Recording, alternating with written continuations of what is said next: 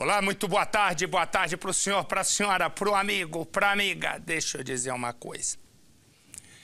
O dia 13 de agosto marcava um espanto em todos nós e cravava na nossa alma o medo.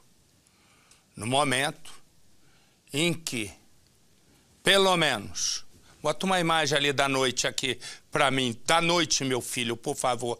Espere, Edu, eu pedi, Edu. Não se antecipa não, por favor. E por que que eu estava falando isso? Naquele dia, 19 pessoas, ao curso de menos de 3 horas, foram assassinadas em Osasco e em Barueri. Até então, nós estávamos esperando uma resposta da polícia em busca dos assassinos. A primeira pessoa a falar aqui, talvez, olha, pelo que eu me lembro bem, a primeira pessoa a falar em qualquer órgão de imprensa de que iam ser presos 6 policiais militares, 1 guarda civil metropolitano e 1 alcaguete da polícia, que aqui em São Paulo chama Ganso, aquele cara que leva a informação do submundo do crime e troca com a polícia, foi o nosso Percival. Nosso Percival trouxe a notícia e ele trouxe a notícia pronta. Passaram-se então mais alguns dias, pouco mais de um mês, ali um mês, e todos agora têm a confirmação do que o Percival nos falava aqui. Nos falava das prisões dos assassinos. Nesse momento, a Polícia de São Paulo, com apoio da Justiça, que decretou prisões de 6 policiais militares e do coordenador da Guarda Civil Metropolitana do município de Barueri, aqui na Grande São Paulo, nesse momento, todos esses estão presos, tal qual Percival falou. Mas não pode passar despercebido uma outra chacina. A chacina que aconteceu em Carapicuíba, também aqui na Grande São Paulo, onde 4 foram mortos. 4 que não tinham nada a ver com isso. E o que aconteceu? 4 policiais militares também já estariam presos por mais essa chacina. É a lei respondendo aos abusos daqueles que deveriam representar a lei. Era madrugada, põe a imagem para mim. O dia estava claro. E põe a imagem no ar para mim, por favor. Essa imagem, Edu, que a gente está vendo aqui. Era início, fim da noite, início da manhã. Aí o dia vai começar a clarear quando os homens da Polícia Civil e da Polícia Militar começaram a entrar em ação. 457 policiais bateram em todos os cantos. 200 policiais civis e 256 policiais da Corregedoria. E eu e você vamos ver tudo desde a madrugada e você vai conhecer a cara dos assassinos já já. Deixa eu dizer uma coisa. Eu falava aqui, né, das prisões hoje. Não adianta ficar falando das prisões sem mostrar. Primeiro, olha, era madrugada quando os carros do DHPP e também carros da Corregedoria da Polícia Militar do Estado de São Paulo saíram para as prisões. Você vai ver agora 2 presos. Os primeiros 2 presos, você vai ver agora homens apontados pela polícia como assassinos que atuaram na massacre de Barueri e de Osasco. a polícia pediu as prisões e conseguiu as prisões temporárias. Põe as imagens dos presos. O homem que você está vendo aí no círculo vermelho é o policial, dos policiais militares presos. Você vai ver, ele é um dos presos hoje, logo cedo, na primeira hora da manhã. Você vai vendo com imagens exclusivas do nosso Cidade Alerta. Me dá o outro preso. Este que você está vendo é o guarda aí, esse aí, ó. É o coordenador da Guarda Municipal de Barueri. Você vai vendo as imagens. Eu e você vamos acompanhar tudo já já. Como eu dizia, era madrugada. Põe as imagens para mim.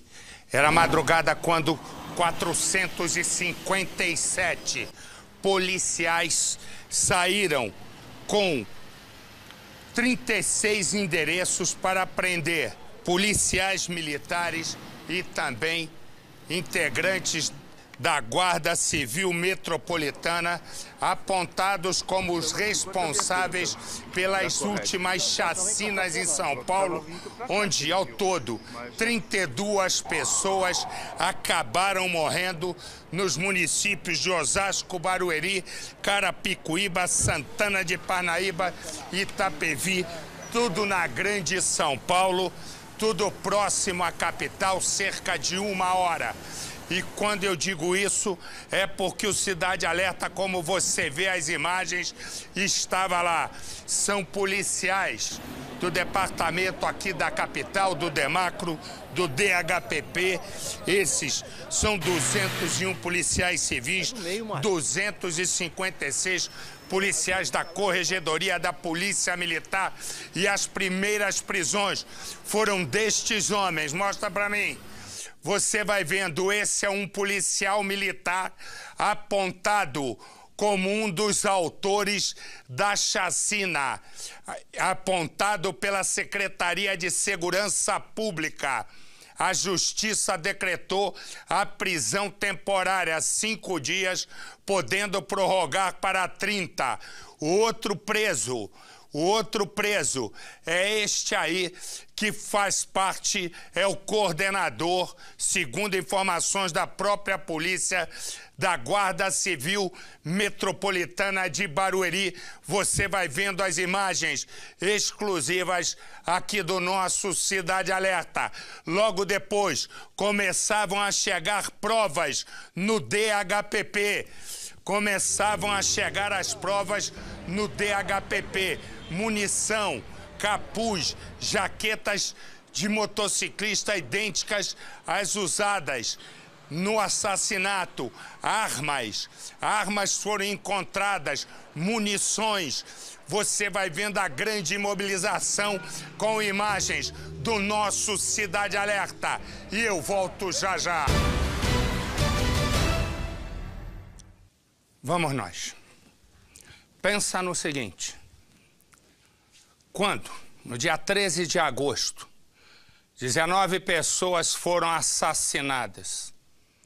Na verdade, no dia 13 de agosto, naquele momento eram 18, depois uma menina de 15 anos acabou morrendo, ela que também foi a única mulher atingida naquela chacina.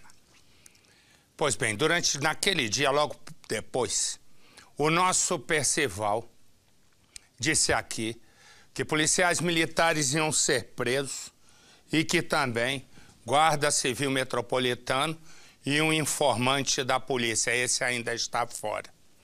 Hoje, a polícia colocou, né, uma força onde juntaram Polícia Civil e Polícia Polícia Militar da Corregedoria de Polícia. O que aconteceu? Começou uma operação de madrugada. Mostra a operação aí da madrugada. Resumo, o que acontece? Era madrugada de hoje, quando, na madrugada, se reuniram 457 policiais 201 policiais civis e 256 policiais da Corregedoria da PM.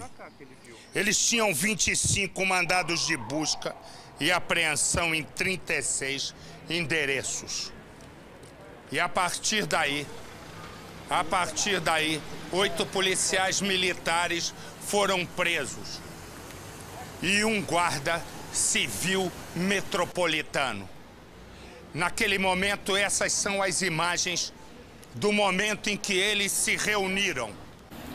O momento em que eles se reuniram e a partir daí,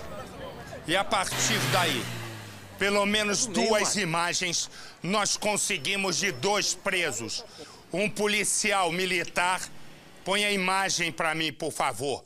Um policial militar envolvido na chacina e logo depois, a polícia também prendeu o coordenador da Guarda Municipal, que é esse que você vê aí na frente, metropolitana do município de Barueri.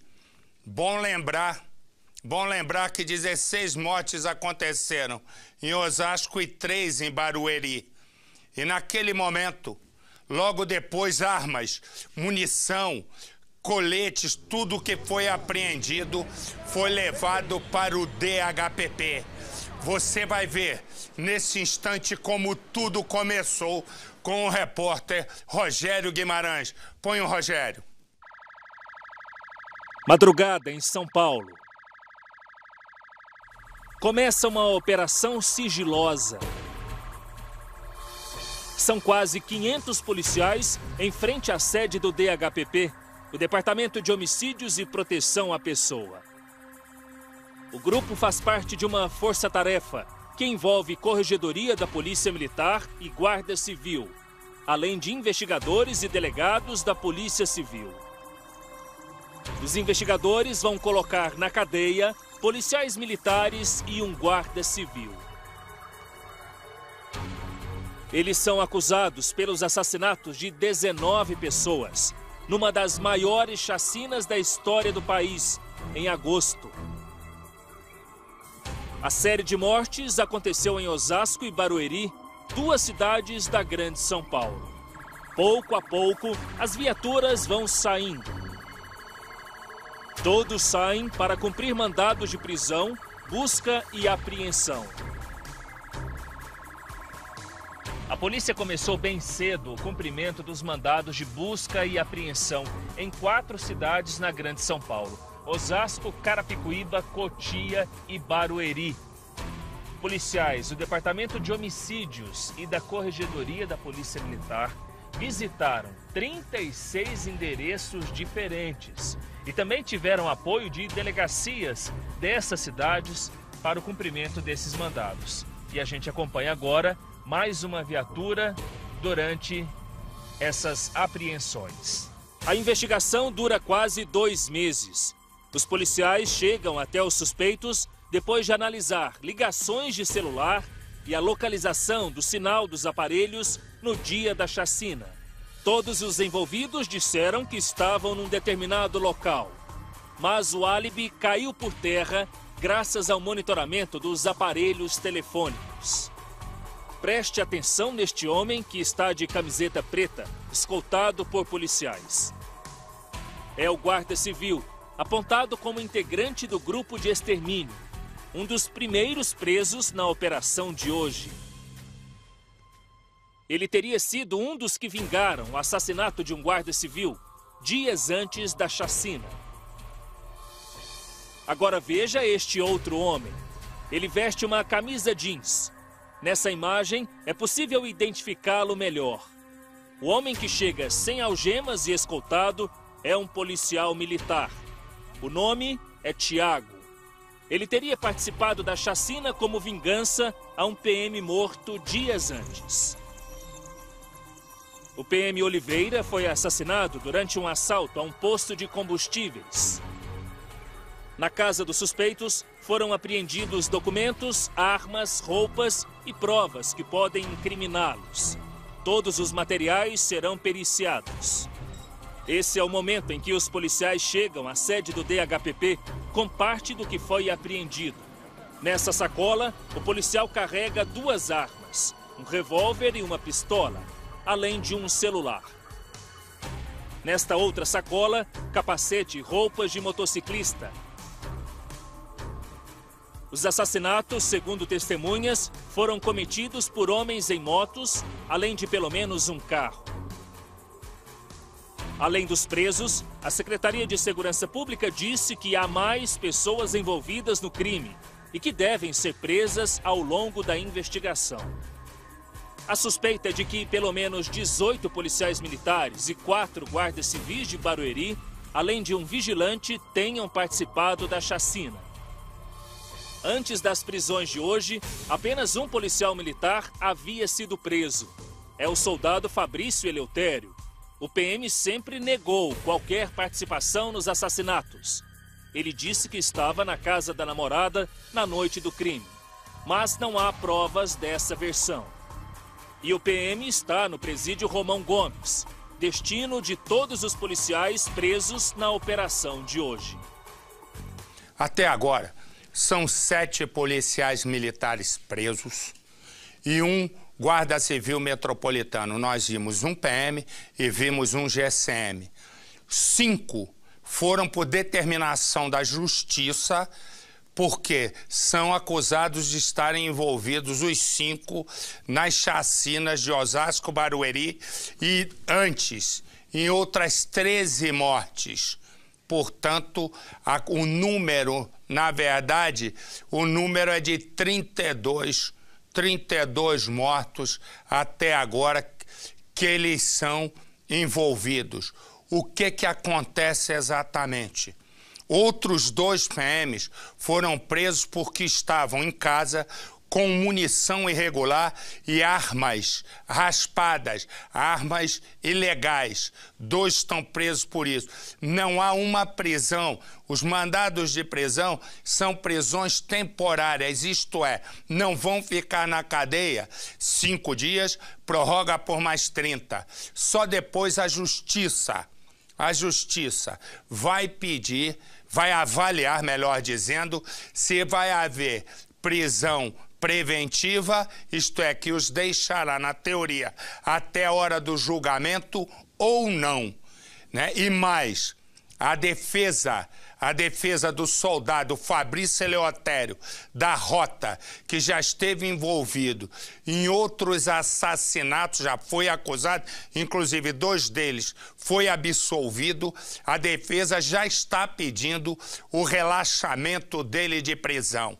Tudo começa nesses assassinatos com a morte de um militar, um PM, um policial militar que fazia parte da força tática nessa região onde tudo aconteceu. Põe no Cidade. O homem que anda com dificuldades é sobrevivente de um ataque. Ele prefere não ser identificado. É um porteiro de 27 anos, casado, sem antecedente criminal, pai de um garoto de 2 anos.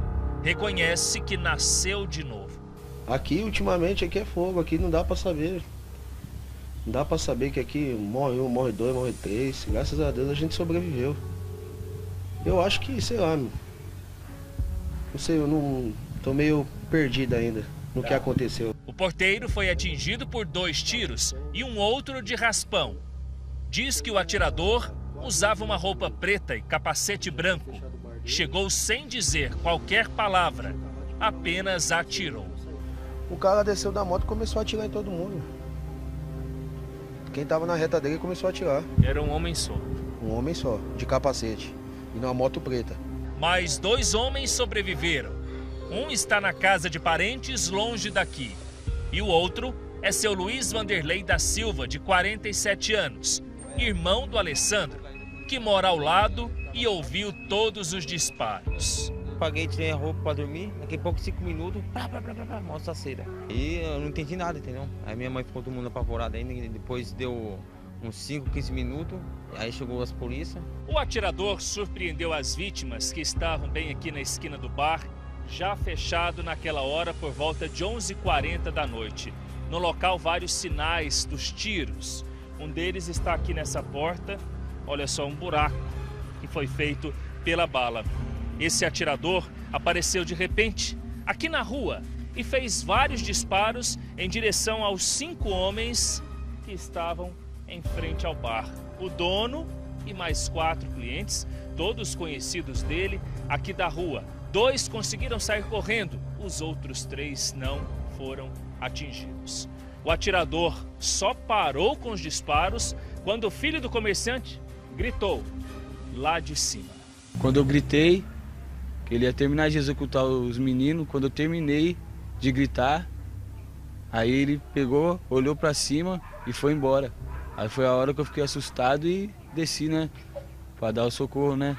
O filho socorreu o pai até o hospital, onde permanece internado, com risco de perder os movimentos das pernas. Nós vemos aí moto, carro passando, dando tiro, ninguém sabe quem é, ninguém sabe quem foi, e pessoas sendo prejudicadas, né.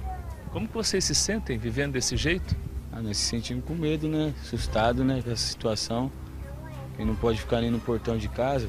O ataque pode ser uma represália ao assassinato do soldado Anderson dos Santos Silva, de 21 anos, 5 horas antes. Filho de PM, o soldado foi morto e teve a moto roubada quando voltava do trabalho para casa. Ele encontrou 2 criminosos ao passar por esse cruzamento, a 800 metros do bar onde os 3 homens foram baleados em Osasco. Anderson era recém-casado, estava há 1 ano na PM e a mulher esperava o primeiro filho do casal. Foi mais uma morte de policial que resultou em ataques na cidade de Osasco. Uma realidade que faz a população pensar que vive numa cidade sem lei. Quando morre um policial assassinado, vocês já ficam com medo, esperando o pior acontecer. Isso é verdade mesmo, entendeu? A gente não sabe o que vai vir pela frente, né? Osasco virou uma terra sem lei? O jeito que tá aí, meu, eu acho que virou sem lei mesmo, porque ó, aqui tá tudo sem ordem, né?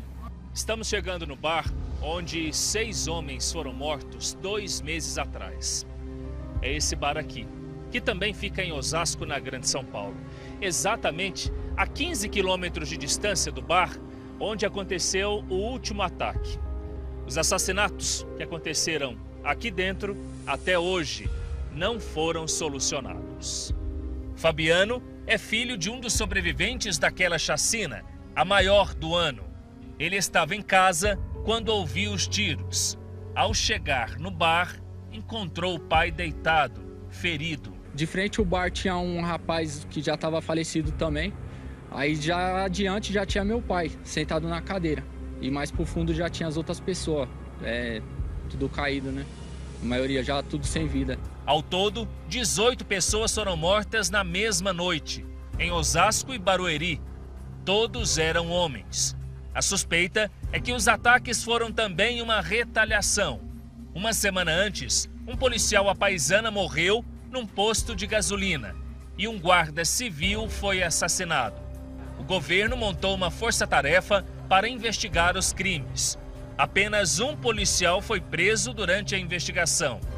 É o soldado Fabrício Eleutério. Ele foi reconhecido por uma das vítimas. Outros policiais são suspeitos de participação. Durante entrevista ao Cidade Alerta, o secretário de Segurança Pública do Estado de São Paulo, Alexandre de Moraes, disse que a investigação está no caminho certo. O senhor acredita que quase 45 dias depois da chacina e com apenas um homem preso provisoriamente, o senhor acredita que está caminhando tudo bem? Eu não acredito, eu tenho absoluta certeza que tudo está caminhando bem. É um crime, é muito complexo, até porque, e no momento é certo, todos vão entender a complexidade desses fatos. Isso não é, e você sabe, Marcelo, isso não é dado de uma hora para outra. Então nós temos já várias provas, cruzamos várias provas, e eu estou dizendo e repito, é prioridade absoluta, mas prioridade não é pressa. Pois bem, o secretário falou aqui, passou uma semana e agora a polícia prende 7 policiais militares, 5 segundo a polícia, envolvidos na chacina, e o coordenador da Guarda Civil Metropolitana do município de Barueri, que também estaria no grupo de extermínio. E logo cedo, nós já revelávamos tudo o que estava acontecendo nessa investigação. Põe no Cidade. Ainda era madrugada quando mais de 450 policiais civis e militares se reuniram para ir atrás de suspeitos. A ordem era cumprir 6 mandados de prisão e outros 28 de busca e apreensão. Horas depois, na porta do Departamento de Homicídios, voltaram as primeiras viaturas. Tanta correria que era difícil conseguir qualquer tipo de informação. Policiais militares chegaram sem algemas, mas presos, suspeitos de participarem das mortes em Osasco e Barueri, na Grande São Paulo. Em sacos plásticos, armas, munição, capacetes e jaquetas usadas por motociclistas. Material apreendido chegava a todo instante. Promotores do Ministério Público também acompanhavam os trabalhos. Nem todos foram encontrados. Ao longo das investigações você vai buscando elementos, né? Pelas filmagens você tem elementos e aí a gente vai buscando as pessoas que têm ligação, né? Equipes da Polícia Civil e da Corregedoria da Polícia Militar se dividiram para percorrer 36 endereços. De manhã, os números ainda eram contraditórios. Agora a gente vai checar aqui os homicídios e vamos verificar, né, quantos foram apreendidos, quantos presos, o que foi apreendido. A força-tarefa criada pela Secretaria da Segurança Pública de São Paulo ainda investiga outros PMs e guardas que podem ter dado cobertura à onda de ataques. Na noite de 13 de agosto, 19 pessoas foram assassinadas em Osasco e Barueri. Atiradores encapuzados agiram em endereços diferentes, em bares e até na calçada. Em um dos locais, perguntaram quem tinha passagem pela polícia. Quem respondeu que sim, foi separado do grupo e morto num canto da parede, como mostram as imagens da câmera de segurança. Dias depois, foi preso o soldado Fabrício Emanuel Eleutério, suspeito de participar dos crimes. Até agora, era a única prisão. Policiais militares e guardas civis teriam comandado a matança para vingar a morte de colegas de farda. E eu vou direto com a nossa Fabiola Rabo de Arraia, que nesse momento tem informações direto do Departamento de Homicídios e Proteção à Pessoa. Fabiola. Ô Marcelo, a movimentação continua aqui em frente do DHPP ainda há pouco. Um policial que chegou pela manhã pela porta da frente para depor saiu preso dentro do carro da Corregedoria. Foi levado neste momento para o Instituto Médico Legal. Marcelo. Foi levado para o Instituto Médico Legal para fazer exame de corpo de delito, para então poder seguir para o presídio Romão Gomes, que é o presídio da Polícia Militar. Exatamente isso, eu tenho também já se preparando a Capitão Nascimento. Eu vou direto com a Capitão Nascimento, que também tem informações, Capitão. Marcelo, a polícia confirma até o momento 8 prisões, sendo 7 policiais militares e um guarda civil.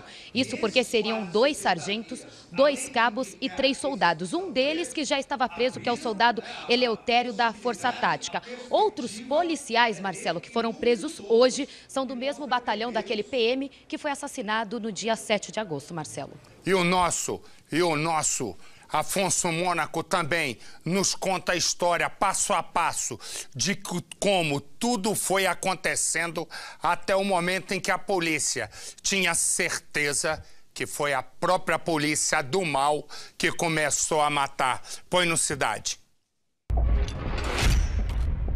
Uma noite de terror. A maior chacina registrada no Brasil este ano.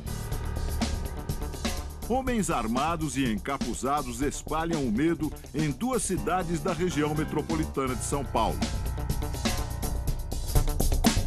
Mas quem são esses homens encapuzados? O que motivou essas mortes? Execução, acerto de contas ou pura vingança? Quais as pistas que eles deixaram para trás? E por que as suspeitas recaem sobre policiais? O primeiro ataque foi registrado em Osasco, na Grande São Paulo. Testemunhas viram 2 homens chegando aqui, ó, onde funciona um barzinho. Logo em seguida, eles começaram a atirar. 10 pessoas estavam no bar. 8 foram mortas com tiros a queima-roupa. 2 ficaram feridas. Fabiano é filho de um dos sobreviventes. Ele estava em casa quando ouviu os tiros. Foi ao bar e encontrou o pai ferido ao lado das outras vítimas. De frente ao bar tinha um rapaz que já estava falecido também. Aí já adiante já tinha meu pai sentado na cadeira. E mais pro fundo já tinha as outras pessoas. Tudo caído, né? A maioria já tudo sem vida. Minutos depois, às 8h51 da noite, outro ataque foi registrado a poucos quilômetros do bar. Desta vez, a vítima foi um estudante. Ele voltava para casa quando foi surpreendido pelos criminosos. Falei, mas fala logo o que foi que aconteceu. Aí ela falou, Maria, sinto muito, o Rodrigo levou 2 tiros. 8h55 da noite. No bairro vizinho, mais 2 pessoas mortas. As vítimas estavam neste bar frequentado pelos moradores da região. Quase 9h30 da noite, pouco mais de meia hora depois do início dos ataques, mais uma morte. Um rapaz de 26 anos foi morto com 4 tiros disparados por 2 homens numa moto. Ainda em Osasco, a polícia registrou ataques em mais 4 locais diferentes. Aqui, uma pessoa foi morta e outras 3 ficaram feridas. Neste ponto, um outro rapaz de 26 anos foi a vítima dos criminosos. Nessa vila, 2 pessoas foram baleadas e socorridas pelos moradores da região. Os ataques em Osasco terminaram com a morte de um rapaz de 26 anos. A sequência de crimes prosseguiu aqui em Barueri, na mesma região de Osasco. Uma pessoa morreu nesta rua aqui, por volta de 10h30 da noite. Outras 2 em um bar, menos de 1 hora depois. O ataque no bar é considerado pela polícia o mais importante, porque pode ajudar a identificar os assassinos. Aqui, as câmeras de segurança registraram a ação dos criminosos. 2 homens foram mortos com tiros a queima-roupa. O balconista trabalha normalmente minutos antes da chegada dos homens armados e encapuzados. Eles entram junto com uma pessoa que estava na porta do bar. Os clientes são levados para perto do balcão. Repare que o balconista fica parado. Ele parece em estado de choque e observa a ação. A câmera do lado de fora registra o momento em que um carro prata aparece.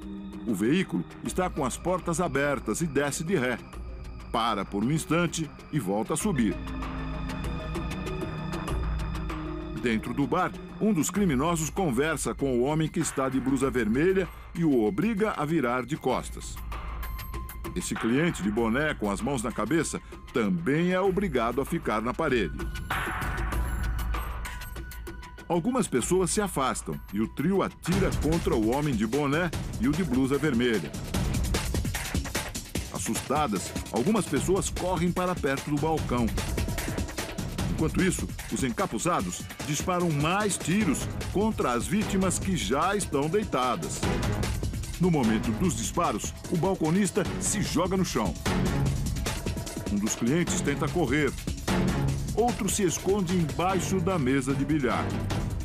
Depois que os homens encapuzados saem, as pessoas que não foram atingidas começam a andar pelo bar. Do lado de fora, o trio aparece já na calçada. Eles atiram e saem caminhando tranquilamente. Rodrigo Lima da Silva foi morto quando voltava para casa. Dona Maria José passou a noite ao lado do corpo do filho. Eu não tive coragem de abandonar ele para eu ir para casa, senão eu não ia ficar sossegada. Então eu fiquei a noite inteira ali olhando, as pessoas veem, a perícia, tudo. E aí quando liberou, eu fui lá, peguei ele, beijei ele, abracei ele. Apenas 6 vítimas tinham passagens pela polícia. Jornais do mundo inteiro repercutiram a violência das chacinas em São Paulo. O britânico The Guardian disse tratar do crime mais sangrento da região neste ano. O americano The New York Times escreveu que a ligação de policiais na chacina é quase certa. Depois das mortes, o clima de tensão se espalhou pelos bairros de Osasco e Barueri. Mensagens de áudio falavam numa espécie de toque de recolher. Os caras querem guerra, não vai ter guerra então, tio. A partir das 11 horas da noite de hoje, certo? Não quero ver Zé Povinho na rua não, que o bagulho vai ser louco, certo? O que se viu no dia seguinte foram moradores assustados e muita desconfiança. Na maioria dos lugares, ruas quietas e vazias. A segurança foi reforçada. Mais de 40 viaturas e 80 policiais foram deslocados para fazer a vigilância das regiões mais perigosas.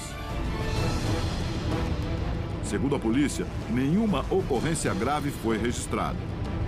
Uma força-tarefa foi montada para investigar os crimes e tem a difícil missão de tentar esclarecer o que motivou tantas mortes num curto espaço de tempo. A questão é, nesse momento, a polícia tem 5 presos em função da chacina, PMs e um guarda civil metropolitano, 6 presos em função da chacina. Mas são todos prisões temporárias. Põe a foto do primeiro, vamos tocar a vida. A foto do primeiro, essa foto tá errada, continua errada. Agora tá sim, tá certa. Agora tá certa. Porque contar a história do jeito que eles colocaram ali era contar uma história de trás para frente. Uma história que não tem, pelo menos na minha cabeça, eu não tenho nenhuma lembrança de algo parecido. Pensa no seguinte, 3 homens da mesma família. Este aqui chama-se Cleiton. Me põe o segundo.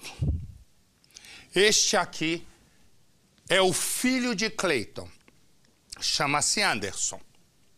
O outro, este aqui é o neto de Cleiton e filho de Anderson, chama-se Malcolm.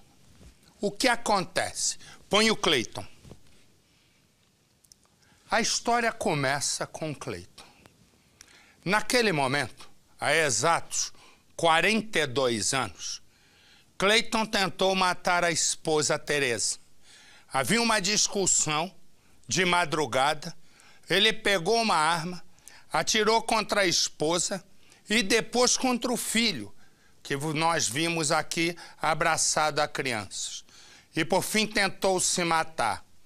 Todos sobreviveram e Teresa perdoou Cleiton. Filho de Cleiton, Anderson. O tempo passa. Anderson, filho de Cleiton. Está aqui ele, com a namorada. Ele discute com a namorada. E ele vai, mata a namorada e se mata. O tempo passa. Malcolm. Este é o filho. E ele viu o pai fazendo o que fez. E ele dá seguimento à chacina. Na verdade, dá seguimento à sina. Né? Estou com chacina na cabeça. A sina. A noiva termina o relacionamento. Malcolm vai ao encontro da ex que trabalha num hotel e a mata. Depois tenta se matar e sobrevive. É inacreditável o que é a sina de uma família. O avô tenta matar a avó e o filho e todos sobrevivem. Depois o filho vai, né?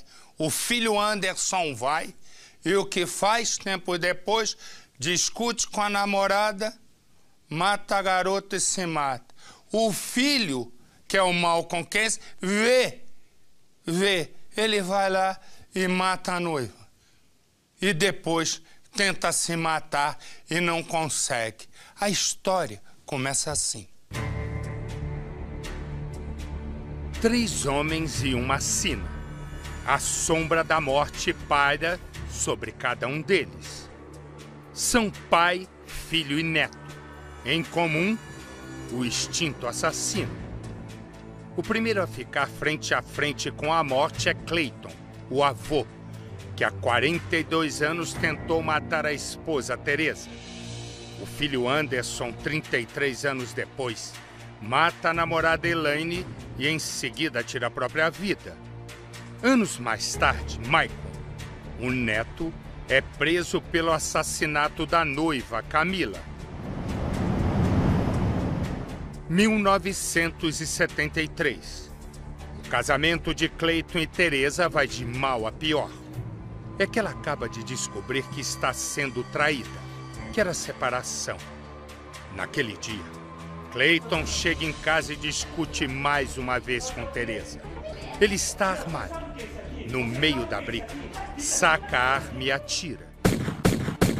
Teresa é atingida por 3 tiros de raspão. Corre e se tranca no banheiro. Teresa, abre essa porta, Teresa! Abre essa porta! Clayton vai até o quarto onde dorme o filho do casal e futuro assassino Anderson, na época com 2 anos, e atira no berço. A criança não é atingida.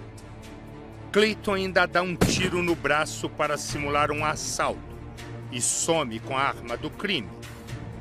A esposa decide não prestar queixa contra o marido, o perdoa e eles se mudam de casa. 33 anos depois, a casa de Clayton e Teresa é cenário de mais um crime em família. Anderson, o menino que viu o pai atirar na mãe, agora é policial civil e está namorando Elaine. O relacionamento também vai mal. Naquele dia, o casal discute mais uma vez. Elaine quer se separar. O casal se tranca num dos quartos. É a segunda tragédia da família. 9 anos se passam. E agora, pelo vão da porta assustado, um menino assiste a um crime. O pai acaba de matar a namorada e em seguida se mata. A imagem fica para sempre na memória de Michael. Nada faz ele esquecer daquele dia. Toma remédios, tarja preta, consulta psiquiatras, pede a Deus para esquecer aquela imagem. O tempo, acredita ele, tem ajudado a superar a dor da perda do pai e da madrasta. O trauma cede à conquista de um bom emprego num banco e ao amor que ele pensava que jamais seria capaz de conquistar. Malcolm está perdidamente apaixonado por Camila. Ah, que lindo! O namoro de 2 anos agora se transforma em noivado. Mas superar não quer dizer vencer em definitivo. E vira e mexe, Malcolm dá sinais de insegurança. Meu, aquele seu amigo lá. Você acha que só porque eu tô falando com alguém, alguma pessoa na rua, você acha que eu vou, entendeu? Te trair, eu vou fazer algo mais? Sente um ciúme doentio de Camila. E a cada briga, sempre lhe vem à cabeça a tragédia provocada pelo pai. Pra mim, você sabe que foi difícil pra mim, meu. Eu preciso de você comigo. Você falou mais do meu ouvido? Chega pra mim também! Como se imagina curar? Malcolm abandona os remédios, abandona a terapia, abandona as preces a Deus. E a cada dia, o transtorno aumenta. Você vai falar com esses caras na rua? Agora já não se limita ao bate-boca com a noiva. É na força física que quer impor regras à menina. Pois é essa! Mel! Isso! Para! E o pai, que sempre lhe vem à mente, agora sai em torno de ameaça. Diz que vai matar Camila. Não vai acontecer o que aconteceu com meu pai! Ouviu? Não vai acontecer o que aconteceu com meu pai! Como sabe da história, ela chama a polícia e o caso para na delegacia. Alô? Oi, olha, eu quero saber como que eu faço pra mim denunciar meu marido. E lá, Malcolm mente. Diz que jamais bateu em Camila. Presta depoimento e vai embora. Eu amo ela. Enquanto ela é ouvida, ele vai até a casa onde Camila mora com os pais. Aproveita que não tem ninguém e invade. Pega as roupas, sapatos, aparelhos eletrônicos da noiva e coloca tudo no carro. Em seguida, vai para casa e faz uma carta de despedida. Acusa a noiva de traição, diz que ela é culpada por tudo e reafirma que vai matá-la. Então liga para a sogra. Alô? Malcolm? O que você tá me ligando? Como você tem coragem de me ligar depois de tudo que você fez pra minha filha? Diz que vai devolver tudo que roubou.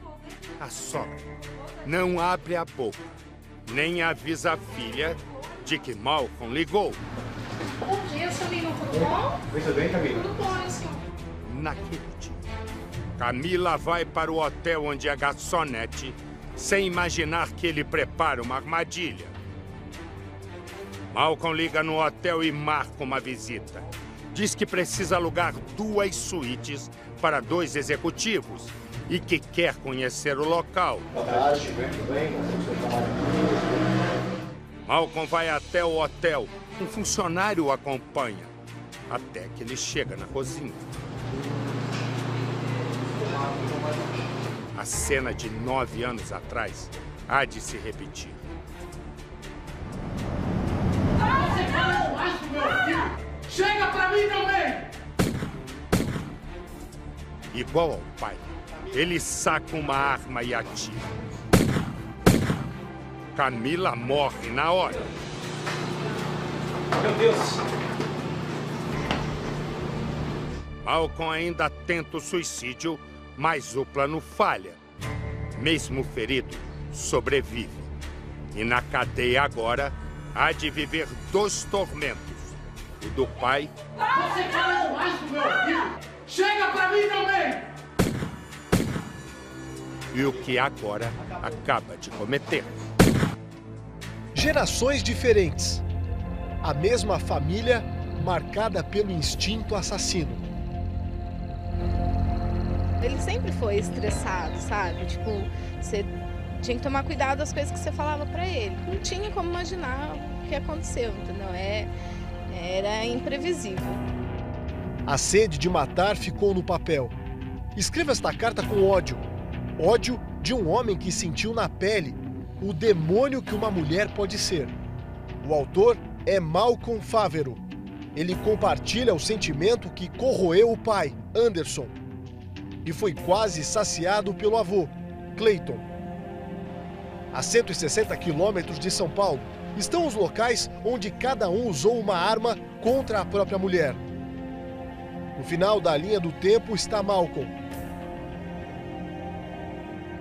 O jovem que namorou Camila por mais de 1 ano. Os dois já estavam noivos quando ela decidiu pôr fim à relação. Cansada de tantas brigas, foi para a casa dos pais. Não sabia de fato quem era aquele rapaz. No dia seguinte à separação, Malcolm veio até aqui, um hotel conhecido da cidade onde a ex-namorada trabalhava. Ele chegou bem vestido, subiu por estas escadas e seguiu ali para a recepção. Se apresentou aos funcionários como o segurança de executivos de um banco que iriam se hospedar bem aqui. Com essa desculpa, convenceu os empregados e rodou pelo hotel. Foi nos quartos, entrou no lobby, chegou a passar pelo estacionamento. No momento em que chegou à cozinha, avistou Camila. Ele se aproximou, sacou a arma e disparou. Testemunhas contaram que a moça ainda tentou correr. Se nós caminharmos alguns metros para este lado do hotel, dá para visualizar claramente a saída do estacionamento. A jovem, segundo essas pessoas, conseguiu correr até ali, mas foi mais uma vez baleada pelo ex-namorado. Na sequência, segundo os mesmos funcionários, ele pegou a arma e atirou contra a própria cabeça. Chegou a ser levado para o hospital, sobreviveu e hoje está na cadeia. Ela sempre falava, mãe, eu vou te ajudar, mãe. Ela tá tão feliz com esse outro emprego, que ela estava tão feliz. Não houve tempo de resgate. A garota de apenas 19 anos foi levada do hotel sem vida. O papel foi achado no carro do assassino no dia seguinte, dentro de uma caixa com formato de coração. Esta é a última carta que escrevo. Joguei tudo pro alto por causa de uma mulher, um monstro. Uma visão deturpada da realidade. A casca encobriu o passado distorcido de Malcolm, que agiu exatamente como os homens da família. 8 anos antes da tragédia, Malcolm viu o pai matar a própria namorada. E tudo aconteceu dentro desta casa, onde a família vivia. Naquele ano, 2006, o garoto era apenas um adolescente. Ele contou à polícia, depois de se recuperar, que o pai e a jovem estavam descontrolados, discutiam muito porque ela não queria mais a relação. O pai, que era policial civil na época, sacou a arma e atirou a queima-roupa dentro desta sala. O garoto viu cena ainda mais terrível logo na sequência. Viu o próprio pai usar a mesma arma para tirar a própria vida. O jornal estampou na época a foto do homem que chocou a cidade. Mas não se engane, a imagem é de Clayton, o avô de Malcolm. É o começo de tudo, 4 décadas atrás. Naquela época, sobraram a memória da tragédia e detalhes intactos como esta porta em arco. 42 anos da mesma forma. Foi por ela que passaram policiais e até profissionais da unidade de resgate. A rua pacata da pequena cidade de Mojimirim ficou cheia de vizinhos quando todos souberam o que tinha acontecido lá dentro. O portão já não é mais o mesmo, o muro também subiu, mas este cenário até hoje continua marcado, ainda mais diante da história. 3 crimes cometidos por 3 gerações diferentes da mesma família. A placa ainda é a mesma, Rua Norberto Araújo Coelho, cenário do primeiro ataque contra uma mulher. Crime que foi repetido pelos filhos, que presenciaram a violência dos pais. Novembro de 1973. Há quase 42 anos, nesta casa moravam os avós de Malcolm. Local que também foi cenário de um crime envolvendo a mesma família. O avô estava transtornado. Passava da 1h30 da madrugada, quando uma discussão se intensificou entre ele e a esposa, Dona Teresa. Bem aqui, no quarto do casal que fica nos fundos da mesma casa, os tiros foram disparados. 3 deles atingiram em cheio a aposentada, que ainda tentou se esconder. Ela entrou neste banheiro, fechou a porta e não deixou o marido entrar. Foi quando o idoso, ainda revoltado e com a arma em uma das mãos, partiu para o quarto ao lado. Bastaram alguns passos para chegar ao quarto da criança, o menino, que na época tinha 2 anos, o pai de Malcolm, que presenciou toda a ação criminosa. Bem aqui, onde ficava o berço, ele disparou 2 vezes contra a cabeceira. Ameaçava matar o próprio filho, caso a mulher não saísse do banheiro. Ela não destrancou a porta. Sem saber o que fazer e transtornado, o homem então disparou contra o próprio braço. Minutos depois, com a presença da polícia no mesmo local, inventou uma história. Disse que a casa tinha sido invadida por assaltantes. História que foi desmentida por Dona Teresa dias depois. A avó de Malcolm está viva. Mora no interior de São Paulo. O marido que ela conseguiu perdoar e o filho assassino dividem o mesmo espaço. Na cidade em que tudo aconteceu. Malcolm ainda não teve filhos e talvez o ciclo de crimes tenha sido interrompido. Exatamente isso. Agora, impressionante, hein, PC? Avô, filho e neto. Uma sequência genealógica, né? Família, de família. Sequência de quem? Genealógica, árvore genealógica. De família para família. Cidade Alerta também é cultura. É de parente para parente. Também. Não é de família, árvore genealógica. Quer me falar difícil. Você acha que vai impressionar quem falando difícil? Você. A mim? É. Eu sou um cara simples, Percival. Eu falo com a simplicidade que faz dó. Eu nem sei, eu só sei isso que você me falou antes. Senão eu nem sabia o que era isso. pensa nesse festival. Vou te contar, isso é uma assina e que a frase do nosso poeta Polido explicou bem o poeta. Como esse daí não tem filho, talvez interrompa a sequência. Cruz credo. Jéssica e Marcos. Quando Jéssica conhece Marcos, ela tem apenas 14 anos. Agora, ela tem 23. 23 anos e 3 filhos. Quando o mais novo nasce, passa um tempo e tal, não sei o quê, Jéssica conhece uma outra pessoa. E ela decide se separar, sai de casa e Marcos fica louco. Mas mais louco ele ficará quando descobrir que a ex-esposa está namorando. É aí que ele planeja. Naquele dia, ele vai até a escola dos filhos e espera a Jéssica chegar. E ele faz o serviço. Um policial encontra o celular da vítima e vê o telefonema que ele tinha dado. Ele se passa por um amigo. A partir daí, Marcos vai cair numa emboscada. Põe no Cidade. Essa mulher sorridente é Jéssica Camilo, de 23 anos. Ela foi morta pelo ex-marido, com quem viveu 9 anos e teve 3 filhos. O crime ocorreu na porta da escola, onde o filho do casal estuda em Araguari, no Triângulo Mineiro. Jéssica foi morta quando buscava o filho na escola. O assassino foi preso em flagrante. Jéssica conheceu Marcos quando tinha apenas 14 anos. E para ele foi amor à primeira vista. Eu fui o primeiro dela, né? Depois que se conheceram, Marcos e Jéssica foram morar juntos, mesmo contra a vontade da família na época. Mas parece que as coisas iam bem. Às vezes eu frequentava a fazenda onde eles moravam, que era a primeira. Ele sempre tratava ela muito bem, a família dela que ia lá, convivia. Nunca fiquei sabendo que o Marquinhos encostou um dedo nela. Da união nasceram 3 filhos, que hoje estão com 8, 7 e 2 anos.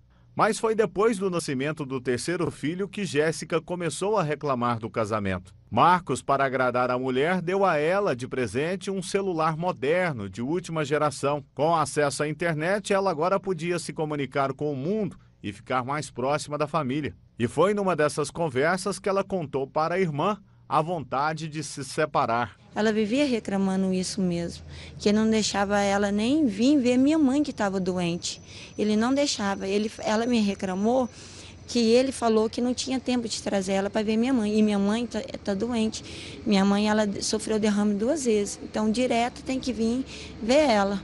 E ele não deixava ela vir ver ela. Era muito difícil ela ter contato com nós. Já preso na delegacia, Marcos disse que depois que a esposa passou a usar a internet para comunicar com a irmã, os problemas começaram. Depois que a irmã ficou sucrinando lá para ela, vinha mandando zap lá, e ela ficou com esse estranho aí, aconteceu isso, veio para cá.